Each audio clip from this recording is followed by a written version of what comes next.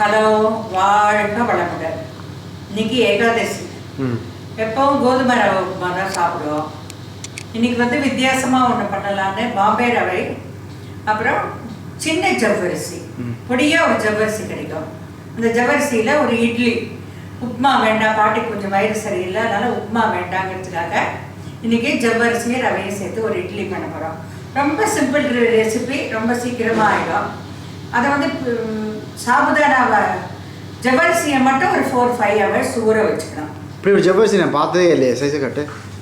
அது என்ன எங்கே கிடைக்கும்? எப்படி கிடைக்கும்? இங்கே கடையில் கிடைக்கும். பொடி ஜவ்வரிசி கேட்டால் தருவான். இந்த நைலான் ஜவ்வரிசி தான் இதுக்கு வேணும். மாவு ஜவ்வரிசி வடாத்துக்கு தான். இந்த மாதிரி நம்ம டிஷ்ஷஸ் பண்ணுறது தான். ஆமாம், ஜவ்வரிசி.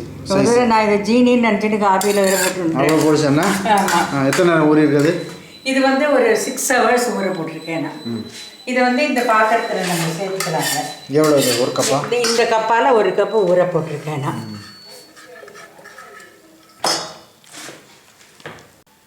இப்போ இதில் வந்து நம்ம வந்து கடுகு சேர்க்க போகிறோம் சட்டியில். ஏன்னா ரவையை வந்து அப்படியே சேர்க்கக்கூடாது. சேர்த்தா நல்லா இருக்கும், வறுத்தா இன்னும் நல்லா இருக்கும். அதனால் எப்போவுமே ரவை இட்லிக்கு வறுக்கிற மாதிரி இதுக்கு வந்து ஒரு 1/2 ஸ்பூன் கடுகு தாளிக்கணும். நம்மளுக்கு அந்த கடுகு உளுத்தம் பருப்பு போட்டால் தான் அந்த வாசனை நம்மளுக்கு பிடிக்கும்.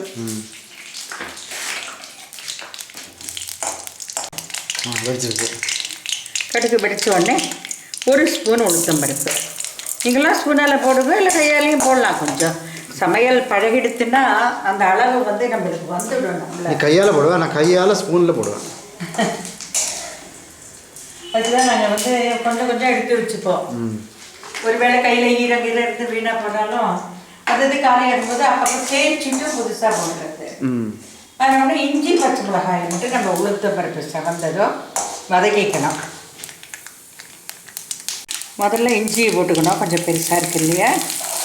அப்புறம் அதுலேயே அப்படியே பச்சை மிளகாயும் போட்டு, குழந்தையெல்லாம் இருந்தால் பெருசாக 2 கீத்து போட்டால் போதும், அப்படியே எடுத்து வச்சுக்கலாம். பெரியவா இருந்தால் கடிச்சு சாப்பிட முடியும் இல்லையா. இப்போ இதில் ரவையை ஆட் பண்ணிக்கலாம். அவ்வளோதான் வேலை இது. அதுக்கப்புறம் பெரிய வேலை ஒன்றும் கிடையாது. சவக்காக இருக்கணுமா? கொஞ்சம் சிறந்தால் தான் அந்த வாசனை வரும். இந்த அளவு வறுபட்டால் போகிறோம். இப்போ நம்ம இதை அணைச்சிடலாம். கலர் சேஞ்ச் ஆகலையே, எப்படி வருந்துடுத்து பாரு. இந்த பார்த்தெல்லாம் தெரியும், அந்த சைஸ் வந்து பெருசாக இருக்குது பாரு, பொரிஞ்சா மாதிரியாக இருக்குது பற்றியா. செவந்துடுத்துன்னா இட்லி சேஃபாக இருக்கும். அது கேரட்டு போடுற அன்றைக்கி அப்படி பண்ணலாம்.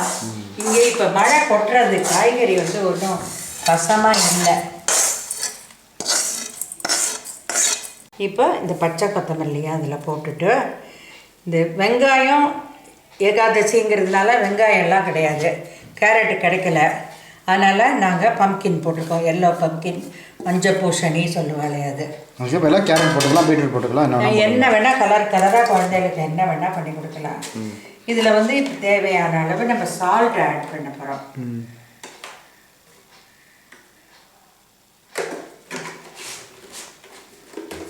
இப்போ தயிர் விடுறதுக்கு முன்னாடியே இதை ஒரு தடவை நல்லா மிக்ஸ் பண்ணிக்கலாம்.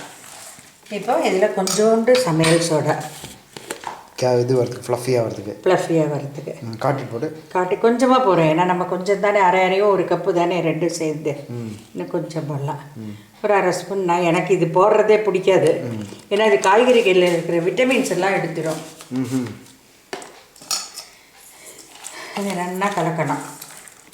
கலக்கிட்டு நீங்கள் பம்கின் வந்து ஒரு ரவைக்கு 3 பம்கின் போடலாம், 3 பங்கு பம்கின் போடலாம்.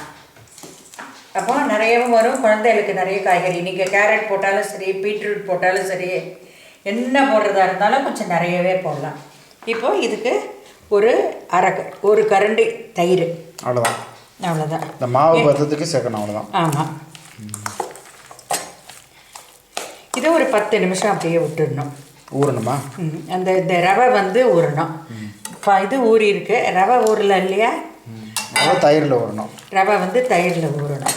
அப்போ தான் வெந்தும் போது இது உதுத்தா உப்புமா மாதிரி இருக்கும், சாப்பிட்டா இட்லி மாதிரி இருக்கும். நல்லா தயிர் புளிக்கணுமா? புளிக்காத தேவையில்லையா? இல்லை, புளிக்காத தயிர் தான் நல்லா இருக்கும். அதுக்கு புளிச்ச தயிர் கிடையாது. இது ராத்திரி உரகுத்தினது இங்கே மழை பெய்யறதுனால இப்போ புளிக்கவே இல்லை. சரி, இதை இப்படியே வச்சுட்டு ஒரு 10 நிமிஷம் மூடி வச்சிடலாம். இது வேண்டாம். கேள்வி வரும், நிமித்தி மூடணுமா கொளுத்தி மூடணுமா? அது தட்டு சைஸை பொறுத்தது. இப்போ வச்சதோட தண்ணி இருக்கே நீர் விட்டுக்குமா? அது பம்கின் உப்பு பட்டவுடனே நீர் விட்டுக்கோ. நம்மளுக்கு தேவை அவ்வளோ தண்ணி விட்டுக்கலைன்னா கொஞ்சம் நீங்கள் தண்ணி விட்டு இது மாதிரி கலக்கிக்கலாம். இந்த இட்லி மாவு பதத்துக்கு. ஆமாம், கலக்கிட்டு இதை கிரீஸ் பண்ணி இதை தட்டு வச்சுருக்கேன்.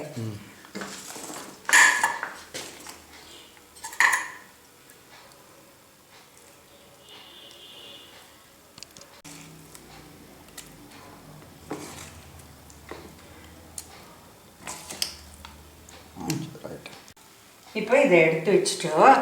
நல்லா ஸ்டீம் வரணும் 4 பக்கமும். நம்ம பார்த்தா தெரியும் சட்டியிலேருந்து வெளியில் வரும். அப்போ சிம் பண்ணி 10 நிமிஷம் வச்சுட்டா போகிறோம். 10 நிமிஷம் கரெக்டாக 10 நிமிஷம். ஓகே. 10 நிமிஷம் வந்தாச்சு. 10 நிமிஷம் வந்தாச்சு. அணைச்சி வச்சிருக்கியா? மெதுவாக திறந்து பார்க்கலாம். இது வந்து டெக்ஸ்சர் இப்படி தான் இருக்கும்.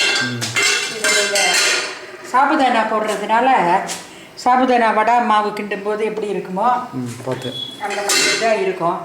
இதில் அடிஷ்னல் டேஸ்ட் வந்து இந்த ரவை காய்கறி அதெல்லாம் தான் ரொம்ப பியூட்டிஃபுல்லாக இருக்கும். இது பாட்டிக்கு ரொம்ப பிடிக்கும். பஞ்சாட வழுக்கிட்டு போகிறது வயிற்றுக்குள்ளே அப்படின்பா. ஆமாம். ஆஹா, சூப்பர். இப்போ நீங்கள் வந்து இவ்வளவு சாஃப்ட்னஸ் வேண்டாம்னா ரவையோட அளவை வந்து ஜாஸ்தி பண்ணிக்கணும். வேற ஒன்றும் இல்லை அது விஷயம். குஷ்பு இட்லி வாட்டாச்சு. இதுக்கு வேறு என்ன பேர்? இது நயந்திரா இட்லி. இது வந்து கல்யாணி பாட்டி இட்லி. கல்யாணி பாட்டி இட்லி பெஸ்ட் நேம். ஆமாம், பாட்டி பிடிக்குமா? அது பாட்டிக்கு ரொம்ப பிடிக்கும்.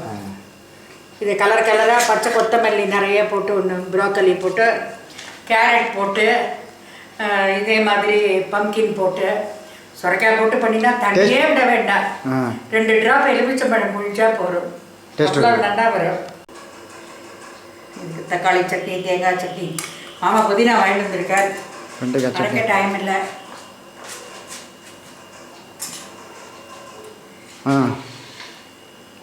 இன்னைக்கு என்ன பண்ணுறீங்க?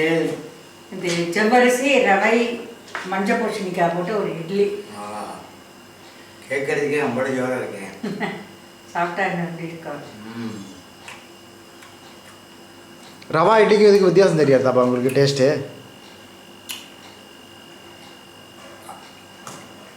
சாஃப்ட் என்னது ரவா இட்லி கொஞ்சம் உப்புமா டெக்ஸ்சர் இருக்கும்.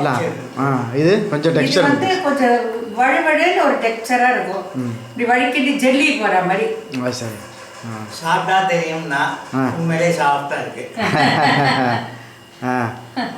ரொம்ப நல்லா இருக்கு. வாழ்க வளமுடன்.